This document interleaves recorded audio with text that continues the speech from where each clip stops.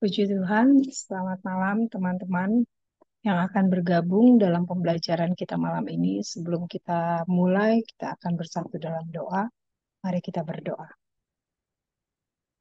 Terima kasih Tuhan Yesus yang baik untuk hari yang Engkau selalu berikan buat kami, untuk kami boleh terus menjadi penikmat anugerah-Mu, damai sejahtera, sukacita-Mu Tuhan. Terima kasih Tuhan Yesus, kami sungguh percaya Engkau juga terus mau mengampuni salah dosa kami Tuhan. Kami memohon selalu Tuhan, biar hidup kami boleh hidup dalam perkenan-Mu Tuhan Yesus. Fokus kehidupan kami hanya pada karya salib-Mu Tuhan. Terima kasih Tuhan Yesus yang baik. Terima kasih, kami bersyukur saat malam hari ini Tuhan, kembali Engkau berikan kami kesempatan waktu untuk kami belajar akan kebenaran firman-Mu. Kami akan dengar kebenaran firman-Mu Tuhan. Terima kasih untuk semangat yang terus Engkau berikan buat kami. Untuk kami boleh Tuhan Yesus terus mau Tuhan Yesus mendengar kebenaran firman-Mu, belajar akan firman-Mu. Biar ini tidak mendatangkan sia-sia buat kehidupan kami. Tapi biar boleh menjadi berkat, boleh terus mengubah sikap hati kami Tuhan. Tolong kami Tuhan. Pimpin pembelajaran kami malam ini Tuhan Yesus. Kami sungguh percaya hamba-Mu Engkau sudah persiapkan biar yang hamba-Mu baca, dengar Tuhan Yesus biarlah itu semua daripadamu, hikmat urapanmu terus menyertai hambamu. Biar melalui perkataan hambamu Tuhan, biarlah itu semua daripadamu dan boleh memberkati kami semua. Terima kasih Tuhan. Kami berdoa mungkin teman-teman kami yang akan bergabung dalam online berkati, supaya mereka juga memberikan waktu mereka untuk mendengarkan bersama-sama secara online. Mungkin juga teman-teman kami yang akan mendengarkan secara rekaman juga memberkati. Terima kasih Tuhan, terima kasih. Kami mulai pembelajaran kami saat malam hari ini dan kami peralaskan doa kami hanya dalam nama Tuhan Yesus Kristus. Haleluya. Amin. Puji Tuhan, kita akan membaca 2 Korintus 6 ayat 11 sampai 16. Saya akan bacakan.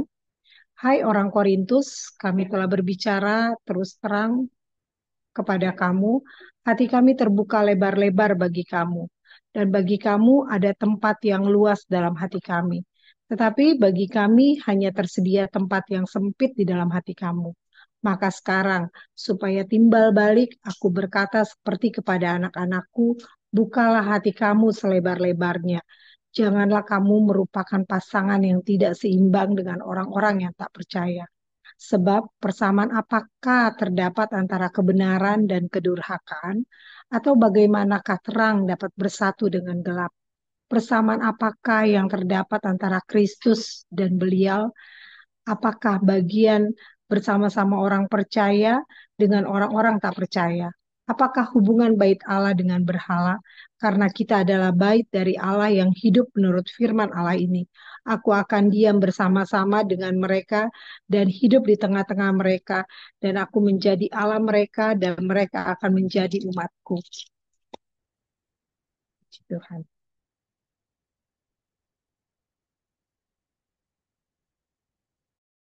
Puji Tuhan, kita bersyukur kembali kita bisa dalami kebenaran firman Tuhan yang akan terus memperlengkapi kita untuk bertumbuh dan bertumbuh di dalam Dia, di dalam pengenalan akan Dia, Yesus Kristus yang telah mengasihi kita. Kita melihat bahasan kita malam hari ini memasuki 2 bagian terakhir dari pembelaan Rasul Paulus terhadap kerasulannya. Terus diulang dan diulang karena memang inilah bahasan yang Paulus mulai di ayat 14 dari pasal 2. Paulus membela pelayanannya. Paulus sedang berapologet untuk membela pelayanan kerasulannya. Itu dimulai dari 2 Korintus pasal 2 ayat 14. Akan kita akhiri di 2 Korintus 7 ayat 2 sampai 4. Malam hari ini dan Selasa malam besok kita akan membahas 5:11 sampai 6:11 sampai 7:4. Itu kira-kira gambaran besar dari 2 malam kita, malam ini dan Selasa yang akan datang. Di malam hari ini kita akan melihat apel atau permohonan dengan sangat dari Paulus sebagai bapa rohani, sebagai ayah rohani kepada anak-anak rohaninya. Itu kan di ayat 11 sampai 13, kemudian dilanjutkan dengan panggilan atau ajakan untuk memisahkan diri, itu dimulai dari ayat 14 sampai pasal 7 ayat pertama. Ayat 2 sampai 4-nya itu kata-kata pembangunan, kata-kata dorongan, kata-kata yang membangkitkan semangat. Jadi seperti setelah dihajar sedemikian rupa, kemudian dengan penuh kasih nyatakan nasihat, kemudian diberi kata-kata dorongan, ayo kamu bisa, kamu anak-anak Allah, kamu sudah lahir baru, ayo kamu bisa. Lewat teguran saya sebagai Bapak rohani, kalian bisa berubah. Kalian bisa jalani hidup yang lebih lagi produktif untuk kemuliaan Allah, maksimal bagi kemuliaan Kristus. Puji Tuhan, itu gambaran besarnya yang akan kita lihat di malam hari ini dan Selasa malam depan. Puji Tuhan. Puji Tuhan. Masuk ke pendahuluan 2 Korintus pasal 6 ayat 11 sampai 13. Setelah Paulus mendaftarkan pengalaman pelayanannya, kita sudah bahas minggu lalu bagaimana Paulus mendaftarkan kerja keras pelayanannya, pengorbanannya demi pelayanan kepada Kristus. Paulus daftarkan dan itu sudah kita lihat minggu lalu. Maka setelah Paulus daftarkan pengalaman pelayanannya, Paulus masuk kepada inti, tujuan kenapa dia daftarkan. Dia bukan sedang menyombongkan diri. Dia tidak sedang membanggakan banyaknya pengorbanan yang sudah ia lakukan. Enggak. Kita bersama. Kita yakini Paulus enggak seperti itu. Maksud Paulus daftarkan pengalaman pelayanannya adalah, pada di ayat 11 ini. Sudah baca sama-sama.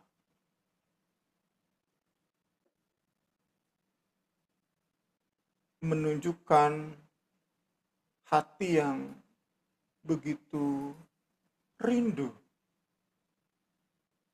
untuk diterima kembali sebagai ayah rohani, sebagai bapa rohani.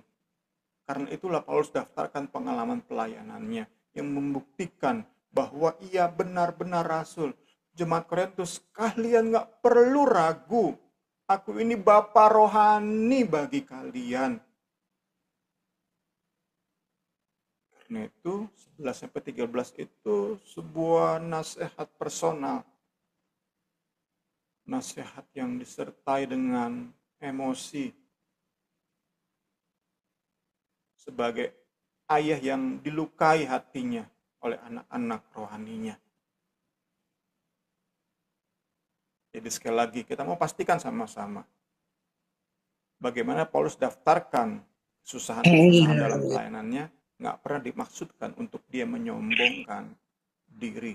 Karena itulah kita nggak mau jatuh dalam jebakan membanggakan pengorbanan kita demi pelayanan. Saat kita mulai banggakan, kita daftarkan pengorbanan kita, tetapi demi kebanggaan, maka sesungguhnya kita rasul palsu, kita pelayan mirror. Kita nggak seperti Rasul Paulus. Itu kiranya menjadi pembelajaran kita di poin yang pertama ini. Puji Tuhan, nasihat Paulus itu bukan hanya, kita lihat di paragraf berikutnya, bukan hanya membela jabatannya sebagai seorang rasul, tetapi juga dalam hal kedekatan hubungannya antara dirinya sebagai seorang ayah rohani dengan anak-anak rohaninya. Jadi nggak sekadar ia membela jabatannya yang dipercayakan langsung oleh Kristus kepadanya. Bukan sekadar soal itu, tapi bagaimana ia ingin hubungan ayah anak itu kembali baik. Puji Tuhan. Puji Tuhan. Itulah ayat 11 sampai 13. Kita lihat ayat 11.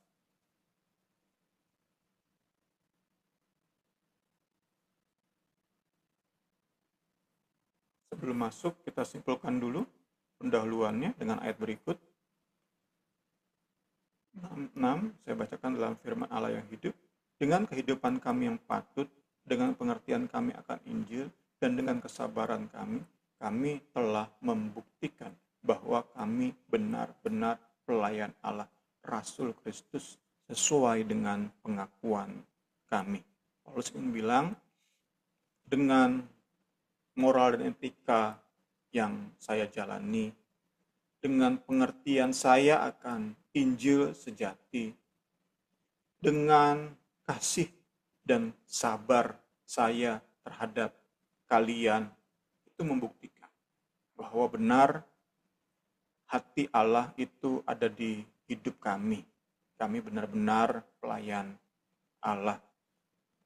Pengutusan Allah ada di hidup kami. Kepercayaan Allah, tugas Allah, jabatan Rasul Kristus itu benar-benar ada di kehidupan aku, Paulus. Itu kiranya menjadi penyimpul dari pendahuluan.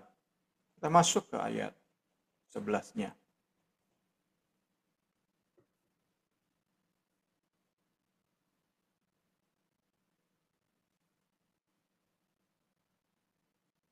Dengan menyatakan mulut yang berbicara dan hati yang terbuka.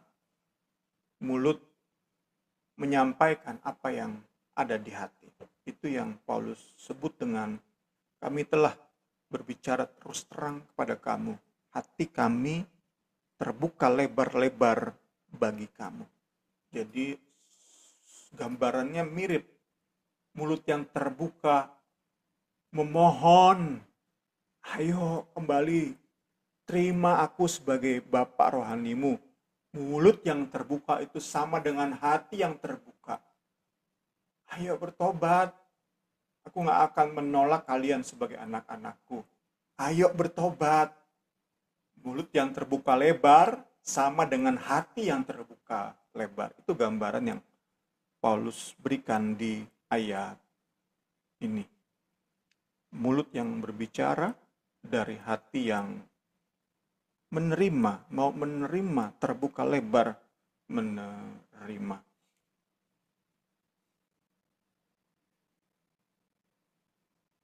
Tapi kenyataannya Paulus lihat fakta bahwa jemaat Korintus menolak keberadaannya sebagai ayah rohani.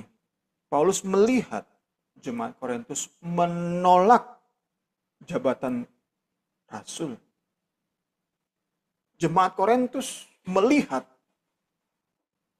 ayah rohani ini sebagai rasul yang ngaku-ngaku doang. Rasul yang mengangkat dirinya sendiri. Itulah yang Paulus lihat sebagai sebuah fakta. Jemaat Korintus kok sekarang melihat aku sebagai rasul yang mengangkat dirinya sendiri sebagai rasul. Ngaku-ngaku sebagai rasul. Karena itu Paulus bilang, tetapi bagi kami hanya tersedia, bagiku hanya tersedia tempat yang sempit di dalam hati kamu. Paulus mendapati penolakan yang kuat. Puji Tuhan. Puji Tuhan.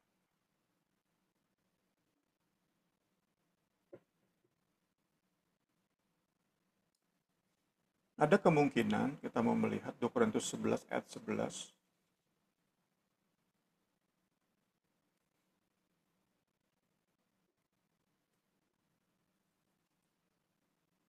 Ada kemungkinan bahwa Paulus dianggap oleh jemaat Korintus itu udah nggak lagi sayang sama mereka.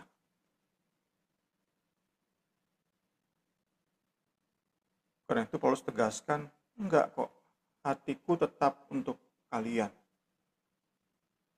Terbukti dengan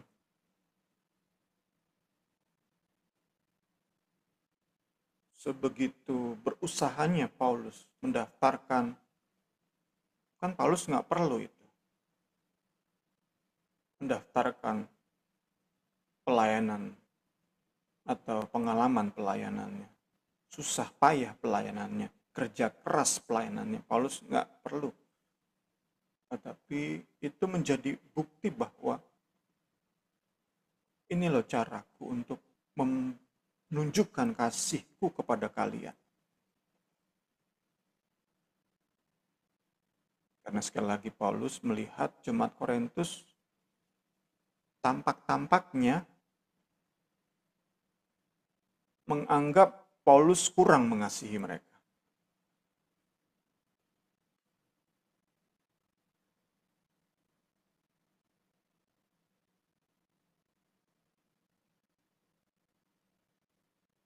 Tuhan Yesus tolong kita supaya mengerti bagian-bagian ini di dalam ketergantungan kita kepada Roh Kudus. Sehingga apapun yang kita belajar dapat itu menjadi hikmat yang tersimpan dalam di pikiran dan hati kita. Sehingga saat itu diperlukan dalam kita menghadapi peristiwa-peristiwa dalam hidup ini, entah di kemudian hari kapan, entah kita nggak tahu, tetapi kebenaran yang tersimpan di memori, pikiran dan hati kita itu akan keluar. Ditarik keluar oleh Roh Kudus sehingga sungguh kita menjadi orang-orang yang lebih lagi bijak dalam menyikapi peristiwa-peristiwa dalam hidup ini. Mengapa Paulus bisa sampai kepada kesimpulan bahwa bagi kami hanya tersedia tempat yang sempit di dalam hati kamu? Berikut kurang lebih daftar yang buku ini berikan. Pertama, diyakini sepeninggal Paulus dari kota Korintus, kita pernah belajar 18 bulan seingat saya. Paulus di kota ini, setelah meninggalkan kota ini, diyakini beberapa jemaat tetap dalam praktek penyembahan berhala. Mereka tetap ikut dalam ibadah dari penduduk kota Korintus. Dan kita sudah belajar praktek atau ritual ibadah tersebut meliputi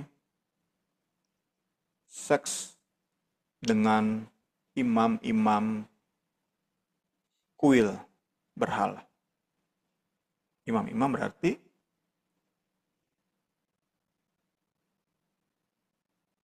gadis-gadis atau mungkin wanita-wanita yang didewakan, wanita-wanita yang dianggap sebagai penghubung antara dewa dengan manusia. Dengan berhubungan seks dengan mereka, mereka sedang berhubungan dengan sang dewa.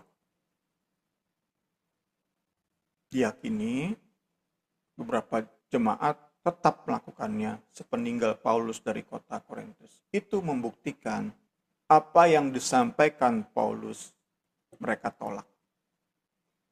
Itu yang pertama. Kedua, beberapa jemaat memandang Paulus itu sebagai pelayan yang kurang greget, kurang urapan, man of flesh, kurang kuasa Allah. Pelayanan terlihat biasa-biasa saja. Kemudian beberapa orang juga melihat Paulus itu orang yang sepertinya tegas lewat surat-suratnya, namun saat masuk ke kota Korintus jadi serba kompromi, nggak berani tegas, itu yang mereka lihat. Sekali lagi, ini semua membuat Paulus menyimpulkan jemaat Korintus menolak keberadaannya. Beberapa jemaat, khususnya jemaat yang merupakan orang-orang Yahudi, itu lebih parah lagi. Selain menolak Paulus, mereka justru menerima dengan hangat para pelayan palsu dari Yerusalem. Jewish missionaries, misionaris dari Yerusalem datang ke kota Korintus. Mereka menerima dengan hangat. Ya karena tentu kita sudah belajar, orang-orang ini, misionaris ini, membawa Injil plus sunat plus Taurat. Mereka demen kan? Orang-orang Yahudi demen mereka. Oh ini cocok ini. Sedangkan Paulus kan nolak Taurat, nolak sunat. Ya itulah yang menjadi sebuah fakta yang kita belajar lewat surat 2 Korintus juga lewat 1 Korintus. Surat-surat ini memaparkan kepada kita betapa pedihnya penolakan. Karena bukan hanya pesan, nasihat yang ditolak oleh mereka. Pribadi, Paulus pun ditolak oleh mereka. Saat mereka menolak pesan yang Paulus bawa, menyakitkan. Saat kita mulai akan meninggalkan surat 2 Korintus ini, kiranya menjadi reminder bagi kita. Saat kita sedang merasa tertolak, kembali renungkan bagian-bagian ini. Sakit loh Paulus. Nggak kurang-kurang jeripayahnya. Pengorbanannya bagi jemaat ini. Saat ia kunjungi kota ini pertama kali. Nggak kurang-kurang penderitaan ia harus tanggung. Sakit loh saat ditolak sedemikian rupa. Sakit banget loh saat justru rasul palsu jemaat terima dengan senang hati. Itu sakit banget. Sekali lagi, saat kita alami penolakan di kemudian hari, kembali renungkan bagian-bagian yang kita pelajari di surat 2 Korintus ini. Kita akan kembali beroleh kekuatan. Kita akan kembali memperoleh hikmat untuk bagaimana kita menyikapi penolakan tersebut. Dengan kasih, dengan otoritas, dengan hikmat ilahi, Paulus tulis surat-surat ini. Syukur dan syukur kita bisa belajar lewat 1 Korintus dan 2 Korintus. Puji Tuhan.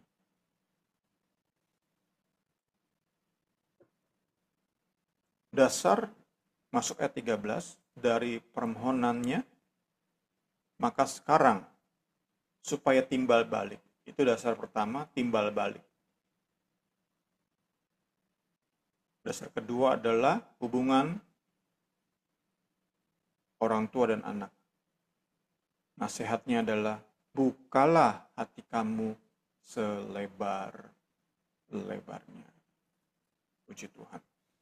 Puji Tuhan, puji Tuhan. Paulus rindu,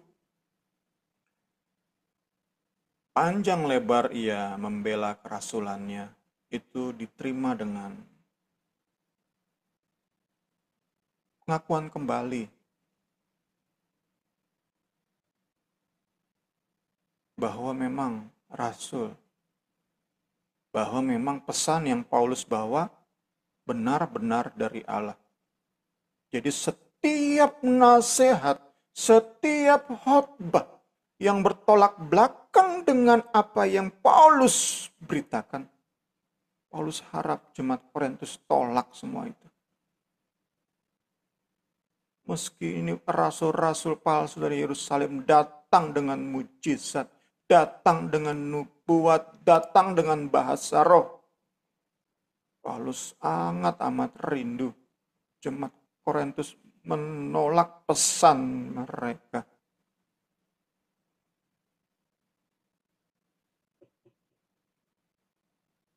Itulah recognition yang tentu Paulus rindukan bisa menjadi respons dari panjangnya nasihat Rasul Paulus. Puji Tuhan. Kita masuk ke bagian selanjutnya. Pendahuluan 2 Korintus pasal 6 ayat 14 sampai pasal 7 ayat 1. Untuk malam hari ini kita batasi hanya di ayat 16 sesuai dengan pembacaan kita. Baru minggu depan kita akan selesaikan sampai pasal 7 ayat 4. Dengan demikian kita selesai apologia Paulus membela kerasulannya. Kita akan masuki bahasan selanjutnya di 2 Selasa ke depan. Puji Tuhan. Segala hormat kemuliaan bagi Kristus. Kita lihat di pendahuluan ini, setelah ayat 11 sampai 13, Paulus memberikan nasihat personalnya yang penuh dengan emosi.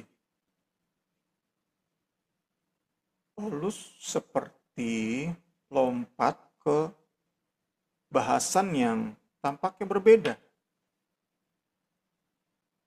Tadi dorongan yang kuat banget. Ayo beri hati kamu buat saya. Karena kita belajar kemarin kan, kalau hati kamu nggak terbuka bagi saya, kalian tetap menolak saya sebagai rasul, dan dengan demikian kalian menolak nasihat-nasihat saya, kalian membuat kebaikan hati Allah itu sia-sia.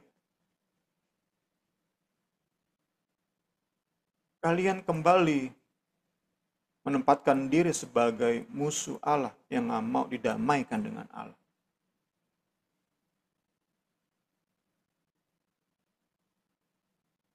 Karena itu penting untuk membuka hati. Sehingga Paulus diterima kembali sebagai rasul dan nasihat Paulus diaminkan, diperjuangkan untuk menjadi bagian dari hidup jemaat Korintus. Puji Tuhan. Setelah nasihat 11-13, sepertinya lompat kepada nasihat untuk memisahkan diri dari orang-orang tidak percaya. Sepertinya kurang nyambung. Itulah mengapa beberapa penafsir melihat mulai ayat 14 itu sebenarnya nggak ada di surat Paulus. mulai ayat 14 itu ditambahkan oleh bapak-bapak gereja setelah Paulus. Teman-teman bisa men-screenshot layar yang saya tampilkan berikut ini. Karena saya tidak membahas lebih lanjut, teman-teman bisa screenshot jika ingin melihat lebih detail tentang pro kontra. Ada yang melihat, ya memang ini pola pikirnya Paulus.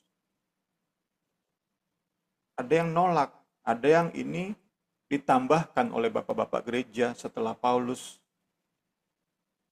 menuliskan surat ini. Pro kontra. Nah, saya tampilkan di sini, teman-teman bisa screenshot alasan dari masing-masing pihak.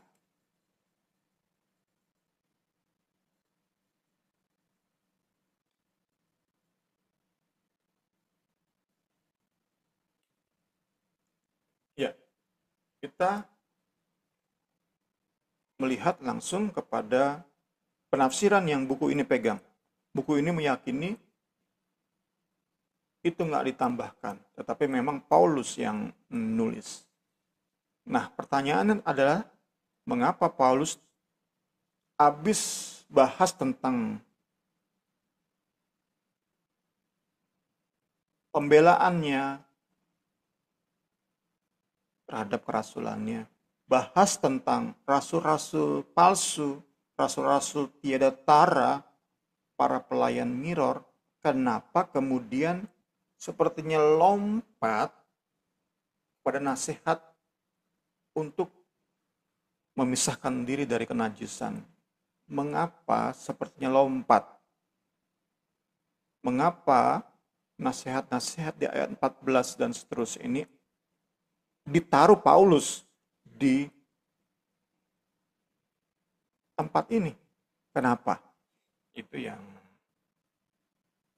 kita mau dalami sesuai dengan apa yang dituliskan oleh buku ini. Kurang lebih seperti ini runut pemikirannya. Pertama, nasihat memisahkan diri dari kenajisan kota Korintus itu sebenarnya bukan hal yang baru. Sekali lagi, nasihat Paulus supaya jemaat Korintus memisahkan diri dari praktek penyembahan berhala yang melibatkan perilaku seks bebas itu bukan hal baru. Kita lihat ayatnya. 1 Korintus 10 ayat 14. Jadi sejak surat 1 Korintus udah Paulus tulis larangan ini. Karena itu saudara-saudaraku yang kekasih, jauhilah penyembahan berhala. Nah, jadi bukan hal yang asing. Itu pertama. Kedua yang menjadi poin yang bikin nyambung antara ayat 13 sampai 14 kemungkinan besar adalah ini. Kita ingat di awal 2 Korintus kita sudah pernah bahas. Paulus itu sebenarnya udah punya planning untuk datang ke Korintus. Tapi ada hal mendesak yang membuat Paulus mengubah planning itu sehingga datang lebih dulu. Dan kedatangannya itu menyebabkan hal yang pahit, perseteruan, penolakan yang pahit bagi Paulus. Sehingga keluarlah surat yang begitu keras. Surat sebelum 2 Korintus. Kita pernah bahas di pendahuluan. Nah, yang kita mau melihat, kita dapati di buku ini adalah alasan Paulus memajukan rencana kunjungannya ke Korintus adalah karena Paulus mendengar bahwa praktek penyembahan berhala yang melibatkan seksual atau aktivitas seksual itu ternyata udah mempengaruhi banyak jemaat. Udah banyak jemaat ikut serta dalam hal ini. ikut menyembah berhala, melibatkan aktivitas seksual. Paulus dengar, Paulus merasa mau nggak mau gue datang. Karena udah keterlaluan.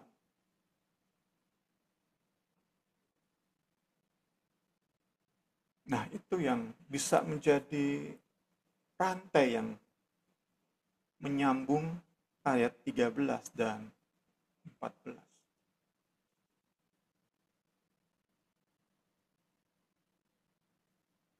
Karena awal mula pecahnya, meledaknya penolakan jemaat Korintus itu ya karena itu. Karena Paulus ingin membereskan masalah aktivitas seksual ini. Paulus ingin membereskan, datang dengan segera, ditolak dengan keras. Meledak. Pahit. Karena itu setelah nasihat dari ayat 11 sampai 13, Paulus kembali ke masalah yang merupakan poin yang meledakkan hubungan mereka. Itu kira-kira kita dapati dari buku ini urutan berpikir dari mengapa setelah ayat 13 muncul ayat 14 yang secara sekilas nggak nyambung. Tapi sekali lagi, perintah menjauhi penyembahan berhala, perintah menjauhi aktivitas seksual di dalam kuil Baal itu merupakan awal mula dari meledaknya hubungan jemaat Korintus dengan Paulus. Kiranya menjadi pengertian kita malam hari ini, puji Tuhan. Selanjutnya kita lihat di paragraf berikut, Paulus melihat jika jemaat turuti larangannya dan jemaat memisahkan diri dari praktek ini, ritual berhala ini, dengan demikian jemaat Korintus itu memberi penegasan bahwa Roh Kudus memang hadir di hidup mereka. Bahwa memang Roh Kudus menguduskan hidup mereka. Nah, bahwa Roh Kudus menguduskan hidup jemaat Korintus itu akan memperkuat legitimasi dari pelayanan Paulus di bawah naungan perjanjian baru. Bahwa memang Roh Kudus menyertai pelayanan Paulus, meski pelayanan Rasul ini tampaknya biasa aja dibandingkan dengan para pelayan mirror yang bagi jemaat Korintus itu luar biasa pelayanan mereka. Menyilaukan. Tetapi meskipun biasa, tetapi jika jemaat Korintus benar meninggalkan praktek penyembahan berhala, itu menegaskan bahwa lewat pelayanan Paulus, lewat pesan nasihat Paulus, Roh Kudus mengubahkan jemaat Korintus. Roh Kudus menguduskan orang-orang Korintus, memisahkan mereka dari dunia. Puji Tuhan, puji Tuhan. Segala hormat kemuliaan bagi Tuhan Yesus Kristus. Ya, kita lihat.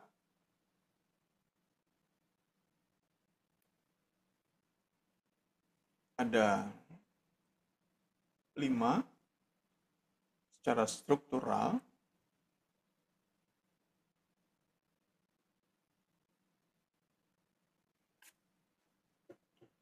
6, 14 sampai 7 ayat pertama itu ada 5. Pertama larangan, kedua 5 pertanyaan retorik, ketiga itu pernyataan yang menjadi dasar dengan mengutip perjanjian lama, keempat perintah langsung, kelima encouragement atau kata-kata dorongan, kata-kata yang membangun semangat. Ada 5, kita akan lihat 2 saja untuk malam hari ini. C, D, dan E itu Selasa depan. Puji Tuhan. Kita lihat yang pertama prohibition atau larangan yang Paulus berikan. Larangan ini terinspirasi oleh praktik yang dilarang dalam Perjanjian Lama oleh PL.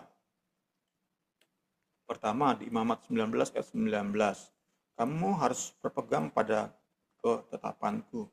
Janganlah kawinkan dua jenis ternak. Janganlah taburi ladangmu dengan dua jenis benih. Janganlah pakaianmu dibuat daripada dua jenis bahan. Kemudian, Ulangan 22 ayat 10. Janganlah engkau membajak dengan lembu dan keledai bersama-sama. Ya, ini dua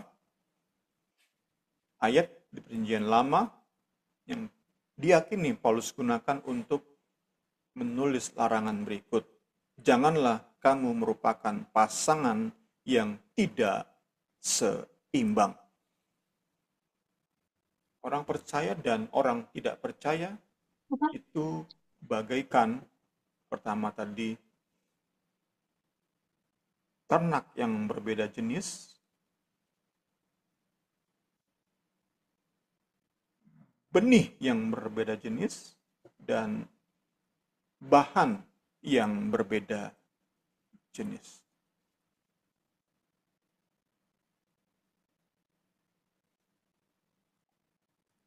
Kemudian ada disclaimer sebelum menjelaskan lebih lanjut.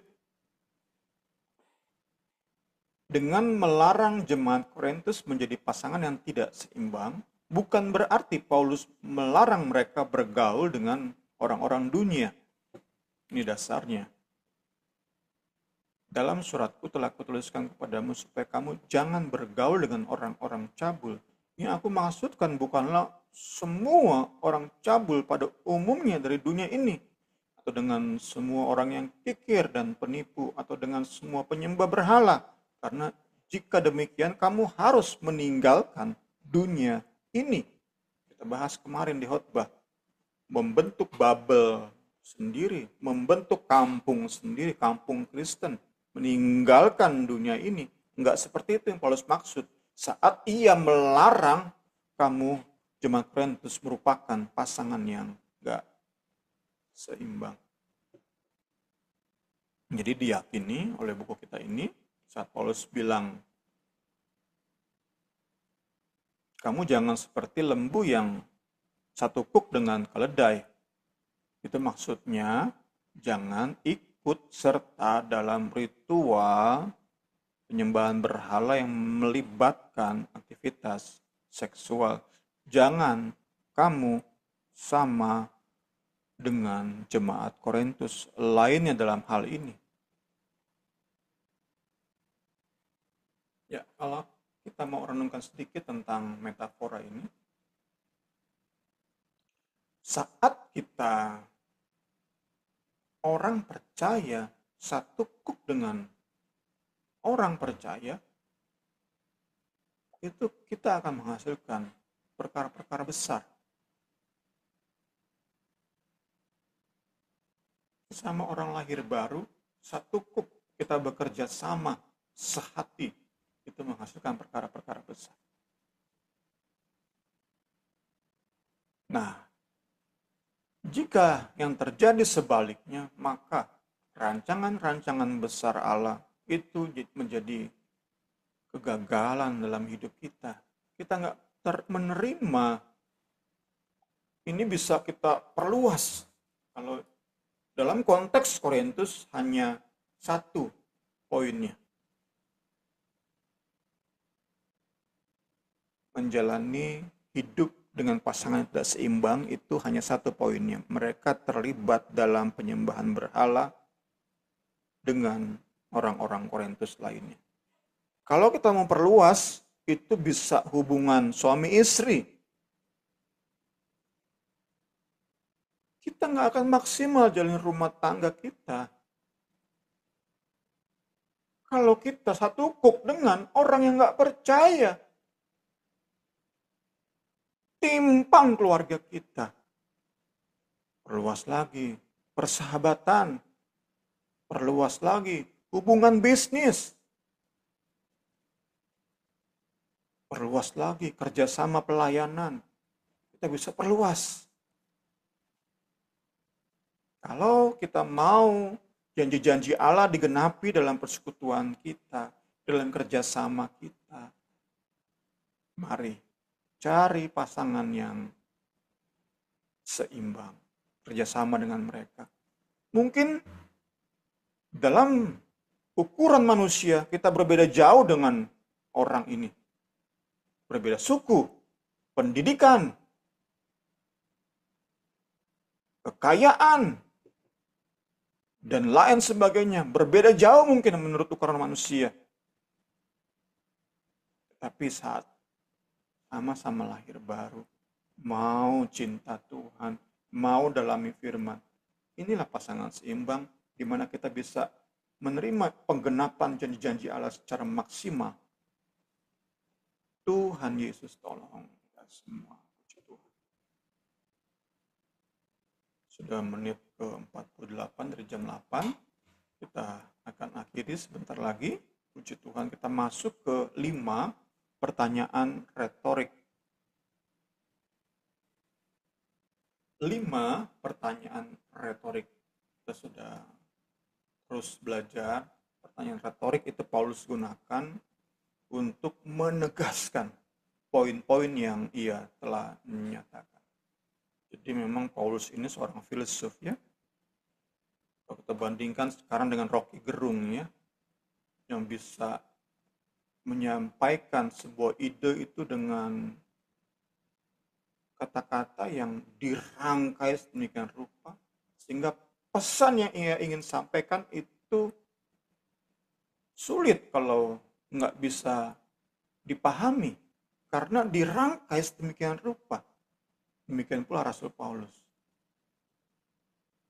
Apa yang ia tuliskan itu dia barengi dengan pertanyaan-pertanyaan retorik yang dapat kita katakan hanya orang-orang bebal saja yang akan memang nggak ngerti yang Paulus ingin sampaikan. Kalau orang tanda kutip normal, mau nggak mau ngerti, mau nggak mau tersentuh hatinya. Tentu di dalam hikmat Roh Kudus, Paulus gunakan 5 pertanyaan retorik untuk menegaskan poin-poin yang telah ia menyatakan. Sekali lagi, nasihat memisahkan diri dari praktek penyembahan berhala itu udah diulang-ulang oleh Rasul Paulus. Paulus ingin menegaskan lagi dengan 5 pertanyaan retorik. Kemudian pertanyaan retorik itu bisa digunakan untuk menyediakan bahan refleksi, bahan introspeksi diri. Refleksi dan introspeksi diri itu disediakan lewat pertanyaan-pertanyaan retorik. Kita lihat pertanyaan-pertanyaannya kan. Ini pertanyaan-pertanyaan yang nggak butuh jawaban. Sebab persamaan apakah yang terdapat antara kebenaran dan kedurhakaan? Semua jawabannya ini nggak ada samanya. Semua jawabannya big no. Enggak. Pertanyaan-pertanyaan nggak butuh jawaban sebenarnya. Pertanyaan-pertanyaan yang membuat kita harusnya benar-benar koreksi diri, refleksi diri, introspeksi diri. Puji Tuhan. Kita lihat yang pertama.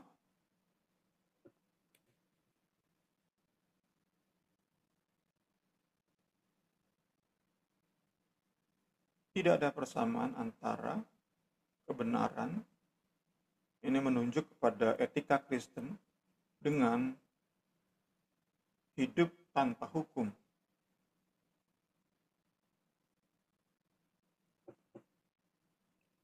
Ini membuktikan bahwa Paulus bukan orang yang menolak hukum. Paulus bukan pelayan yang ingin hidup tanpa hukum. Karena kita sudah lihat beberapa pihak menyimpulkan hal-hal seperti ini. Dengan penolakan keras Paulus terhadap Taurat, ada orang-orang yang menggampangkan langsung berkesimpulan bahwa Paulus itu orang yang tidak suka hidup di bawah hukum. Paulus orang yang tidak ingin hidup di bawah hukum. Lewat ayat ini Paulus tegaskan gimana caranya hidup tanpa hukum bisa bersatu dengan kebenaran Kristus. Nggak bisa, nggak bisa.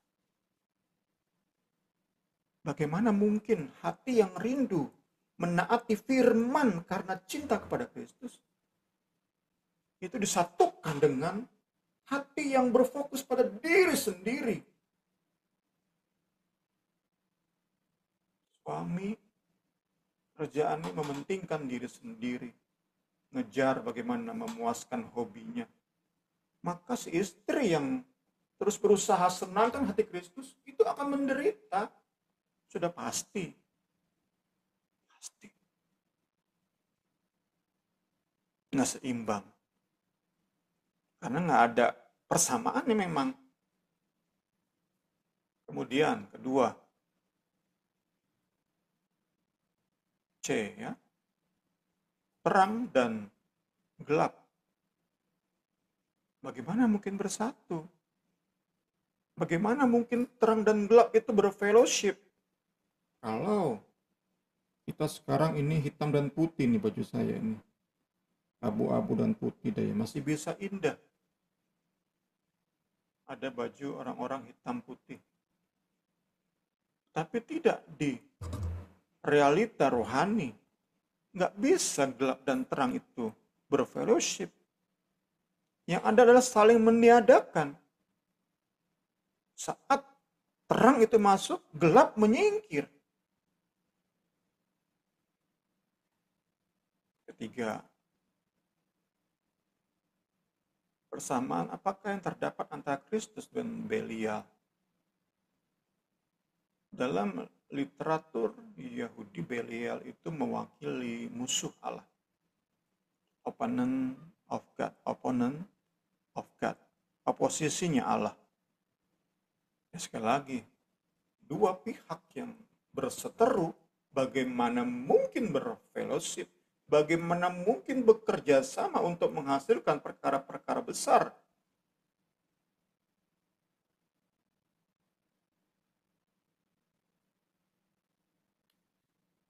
Keempat, apakah bagian bersama orang-orang percaya dengan orang-orang tidak percaya?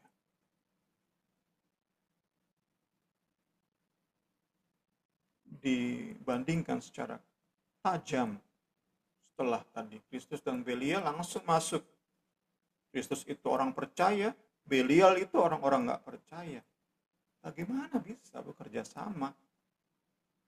Bagaimana bisa bergandengan tangan? Bagaimana bisa satu tempat tidur? Bagaimana bisa satu meja rapat bekerja sama? Ide-ide saling melengkapi. Nggak bisa.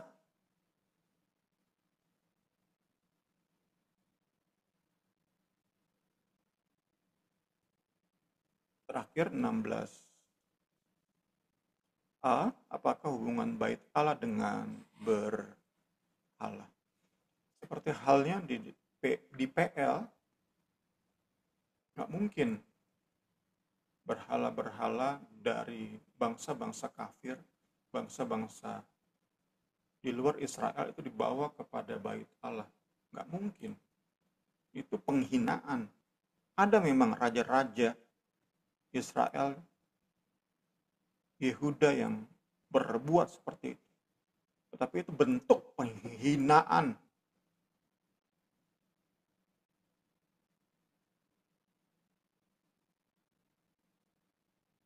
Praktek itu terjadi hanya saat kemuliaan Allah pergi. Nah, ini bisa-bisanya Jemaat Korintus yang sudah lahir baru ini, yang sudah dipenuhkan Roh Kudus ini, yang saat Paulus Injili mereka sudah berbahasa roh, ada yang bernubuat. Kan kita sudah lihat kan di 1 Korintus bagaimana luar biasanya karunia-karunia Roh Kudus ada di jemaat Korintus. Kembali kita lihat pasal 12 dan 14 di 1 Korintus. Luar biasa mereka berbahasa roh, menunjukkan bahwa ada Roh Kudus. Luar biasa mereka bernubuat, menunjukkan bahwa Roh Kudus hadir di hidup mereka. Kok bisa-bisanya mereka masuk kembali ke kuil berhala dan ikut praktek ritual penyembahan berhala yang melibatkan aktivitas seksual? Nggak masuk akal. Tuhan Yesus tolong kita. Paulus jelaskan di paragraf terakhir untuk malam hari ini, Paulus bilang, kalau kalian tetap seperti itu, kalian sedang menyia-nyiakan kebaikan hati Allah, menyia-nyiakan anugerah Allah. Kiranya pembelajaran kita malam hari ini lebih lagi memberkati kita, mendewasakan kita, membuat kita menjadi alat-alat Kristus yang dikuduskan, sehingga semakin leluasa ia memakai hidup kita. Saya kembalikan kepada Ibu Rini.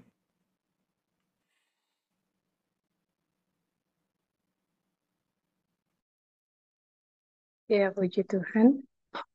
Mungkin Bowu atau Niar yang mau bertanya atau menambahkan pembahasan malam kita.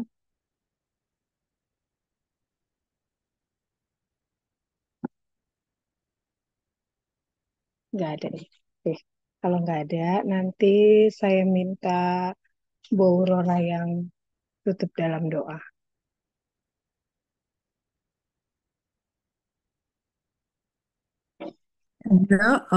Mari kita bersatu dalam doa ya. Bapa, kami mengucap syukur Tuhan Yesus untuk malam hari ini, untuk kebenaran firman Tuhan yang kami boleh dengar lagi ya Tuhan Yesus.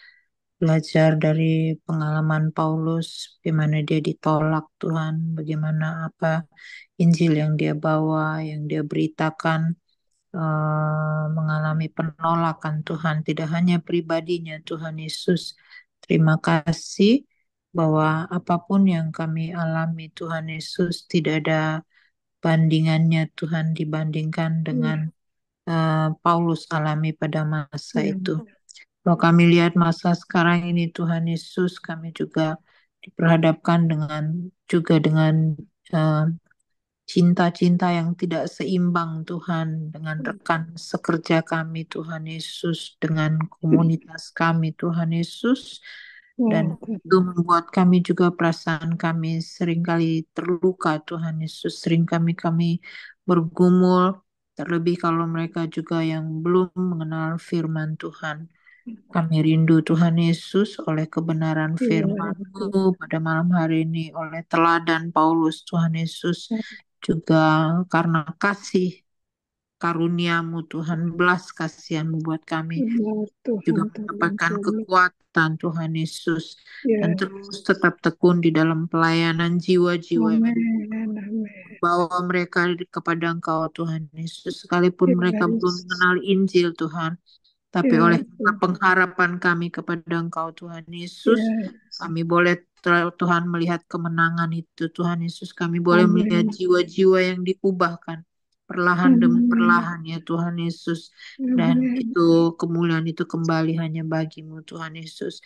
Berikan kami kekuatan Tuhan menghadapi hal-hal seperti ini Tuhan, mungkin di lingkungan kerja kami, mungkin di tengah-tengah keluarga kami Tuhan Yesus. Kepakai kami, beri kami hikmat Tuhan membawa diri supaya sungguh mereka boleh melihat Yesus yang besar, Yesus yang luar biasa yang ada di dalam kami. Pekerjaan Roh-Mu Tuhan Yesus yang ada di dalam kami. Terima kasih Tuhan. Terima kasih untuk komunitas ini. Boleh kami dikuatkan Tuhan, terlebih untuk hamba-Mu. Kau memberkati Bung Sem Tuhan, pelayanannya. Apa yang dia bawakan, dia persiapkan. Sungguh Tuhan, Engkau terus mendampingi Tuhan, memberkati. Terima kasih juga buat Rini. Tuhan tolong dia Yes. sebagai penopang Tuhan Yesus. Supaya pelayanan kedua hamba-Mu ini sungguh Yes. memberkati jiwa-jiwa Tuhan. Bahkan Amen. rekaman ini di mana orang-orang lain juga mendengarkan dan Yes. orang-orang teman-teman yang ikut hadir Tuhan Yesus, kami juga diberkati, dikuatkan. Amen. Terima kasih Kasih Yesus, Tuhan. terpuji-puji Engkau Allah kami. Dalam nama Yesus kami sudah berdoa mengucap syukur, tutup Bible study ini. Haleluya. Amin.